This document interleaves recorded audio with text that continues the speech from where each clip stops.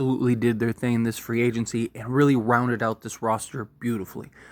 Pretty much for the most part, we have about as well-rounded of a roster as you can get, right? We got plenty of guard play, nice rotation there. Gabe Vincent, Austin Reeves, D'Angelo Russell, even Taurean Prince with his size, he could play the 3. You got Shafino, Lewis with his size, he could even play the 2.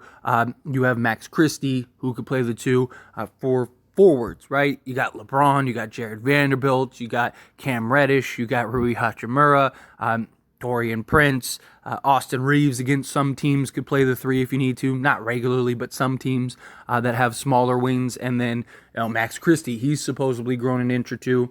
So your backcourt and for the most part your front court is even locked up. You got Anthony Davis as your starting center so far, and then you have Jackson Hayes, who the Lakers got as like the backup, and then they probably bring in like a Colin Castleton, but the Lakers are supposedly looking for center. Looking for another center, like a starting level center, somebody to bring back in. Problem is the well is kind of dried up a little bit. There are, Plumlee who's out there. There is, Christian Wood. Christian Wood, I think, is less likely. Plumlee, I've seen a lot of people say forget Plumlee. Like Plumlee isn't good. Like the guy is not going to make $20 million a year. I mean, the dude is like a $4 to $8 million a year player. So his minimum is like $3.5 million. So it's only like $1 million less than he would make elsewhere, right? Like even with the Clippers, even for him to stay with the Clippers. So it's not that far-fetched of an idea, but the Lakers do want another center, and that's kind of like the missing piece, right? But they do have enough space to sign 2 guys. So it's like, okay, let's say you do go get a center. There is talk about them bringing back Malik Beasley, which I think would be great. Gives you some nice upside. His ability to shoot and get hot. He wouldn't be as relied on now with this current roster as he was last year. So if he does get to that point where he just can't buy a bucket, well, then it's not a big deal. You can go and just sit him and maybe try to put him in spots to where maybe he can get his confidence back up. If not, it's no big deal. You got more than enough depth, more than enough talent. But another alternative that I wouldn't mind, especially at this point in free agency where everything's pretty much at a standstill at this point, it's just kind of like I don't want to say the scraps, but the bulk of guys are already gone. So now it's just trying to find either a diamond in the rough or trying to get a guy that you think like, okay, like this guy just kind of comes in and could be like a vet guy, or for the locker room, where this guy could just be a guy that has like our third option at a certain position. Or you get a guy like like a Malik Beasley, who he has the upside, but question marks with his poor performance last year, right? Those are things. But the other thing that I wouldn't mind the Lakers looking at is the restricted free agency market. So there's a bunch of restricted free agents that are still unsigned.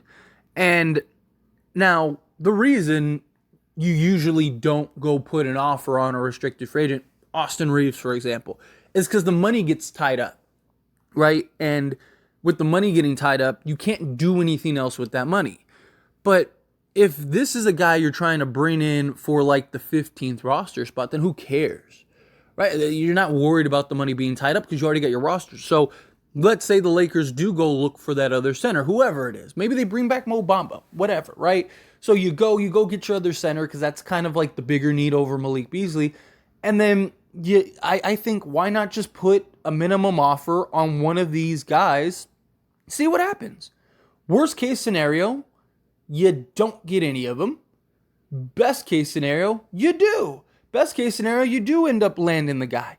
But I mean, you can't just go and say, okay, well, I'm going to give a vet minimum contract to all of the restricted free agents. Can't do that, right? So, but you can kind of survey the landscape and go, okay, well, who is actually a possibility, right? Like Grant Williams, the Lakers aren't going to be able to get him. Either the Celtics will match him immediately for that price, or he's going to get a bigger offer from another team, right? Grant Williams, I wouldn't even try to put an offer in. Darius Baisley, same thing. I think like at that price, they might just let him go. But then you start getting into Miles Bridges, Paul Reed, and PJ Washington. Now, Miles Bridges would have been perfect. I would have, like, that would have been a home run. Problem is that he signed with the Charlotte Hornets for $1.7 million just for this year. And this is why this would have been a great example. Because the Lakers could have went and offered him, and he could have signed that offer sheet with the Lakers, and then the Hornets very likely would have matched, but they could have done something along those lines. The only good thing about this is now, after this year, he becomes an unrestricted free agent. So look out for him to the Lakers next year. That would be beautiful, especially with Taurean Prince on a one-year deal. They could just swap Prince with Bridges. That would be just brilliant. But neither here nor there, whether he stays with Charlotte or not, he will figure that out. We'll see when that time comes. But it just shows, like, some of these guys are really, like, Charlotte has to pay these guys. If Charlotte wants to keep him around the long term, he's going to have to get paid after this year as an unrestricted free agent.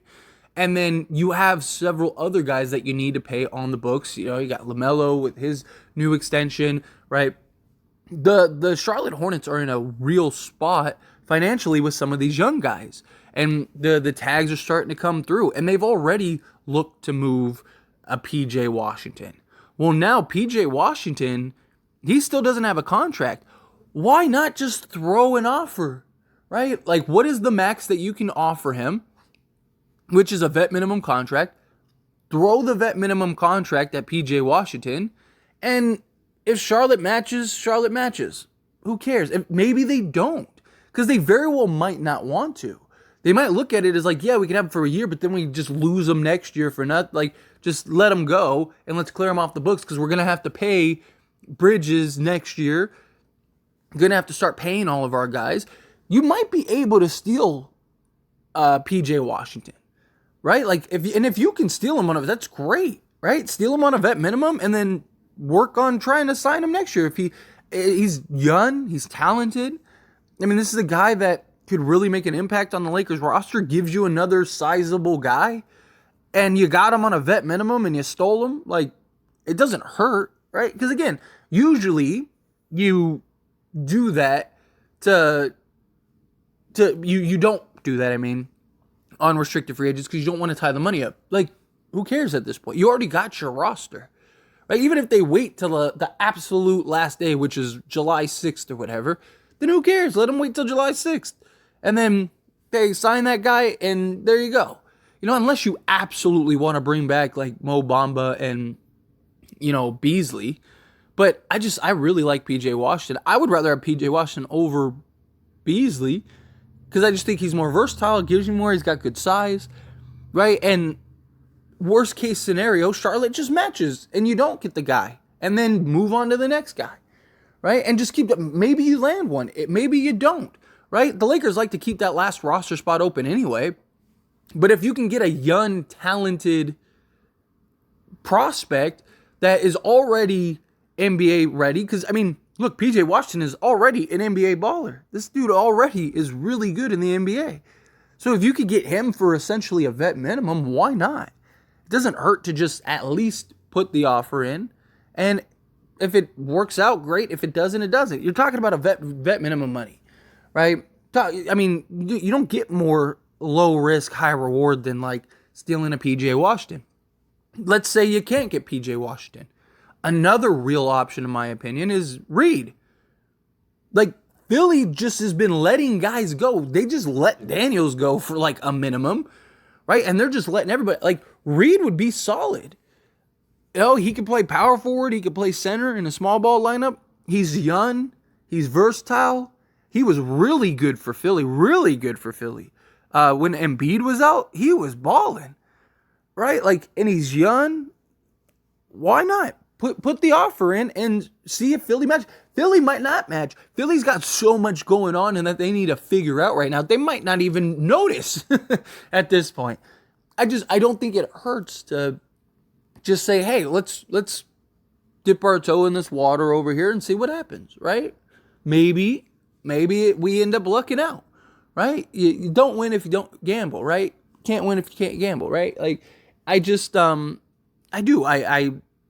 Because again, you're at the end of your roster. So, yes, you need another center. You need to find somebody that can go provide the center depth. Okay, like I said, go get whomever. Even if you bring back even if you bring back like a DeMarcus Cousins or something like that, just to be your third guy, because you do need a guy that's going to come in and is going to be okay with some nights not playing, some nights playing big minutes, sometimes starting. You're going to need a guy that understands, like, this is where I'm at. I'm just here to be a body when needed, be a voice in the locker room, but also be a guy that like I can contribute when needed. Like, right? So that's what the Lakers need to find. So even if it is like a DeMarcus Cousins or, a Hassan Whiteside or something like that, cool. But then once you got that, you're basically done. Because now you got 3 centers, you got plenty of wings, you got plenty of guards. You even got other guys like LeBron and Cam Reddish if you needed to, with his 6'8" size, and like he's got like a 7'1" wingspan or something like that. Rui Hachimura. You have those 3 guys that could play small ball center at any given night. You're playing the Warriors, right? And they have Draymond at the 5. You could easily just put Rui there or LeBron or whatever, right? Certain matchups, like the smaller lineups, no problem. So you'd have basically every position locked up, every position figured out. Why not go try to get a guy that could give you some upside and make a real impact? It can't hurt. Again, worst case that happens, you don't get the guy and you're right back to where you're at, and then just go sign Beasley or something like that, or sign somebody else, whomever. Right? There's not very many people left on the market, but you get my point. Like, what do you have to lose?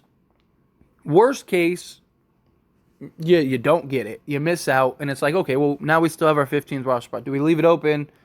Do we go and sign somebody? Now, I think with the new CBA, I think you have to, like, if you want your 3 two-way players, you have to have all 15 spots locked up, I believe. So that's something, but I don't know. It's just, we'll see how the Lakers approach this, but I don't think it's a bad idea.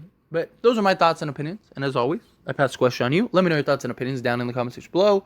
What do you think? Do you agree? Do you think, like, yeah, take a shot? What do you got to lose? It's a minimum contract. Team matches, they match. If they don't, they don't. Like, again, you can't just throw it on all of them, so you got to be strategic about it. I really think P.J. Washington and Reed are the 2 guys that, like, Ball Reed and P.J. Washington are the 2 guys that I really think you actually could maybe get. Like, you could probably steal. Just based on what we've seen from the organizations, the fact that they don't really want to pay these guys, especially Philly with Reed. I wouldn't be shocked if you put an offer for Reed and they just, like, sure, like, just take him, right? Like, they were letting other young guys go for nothing.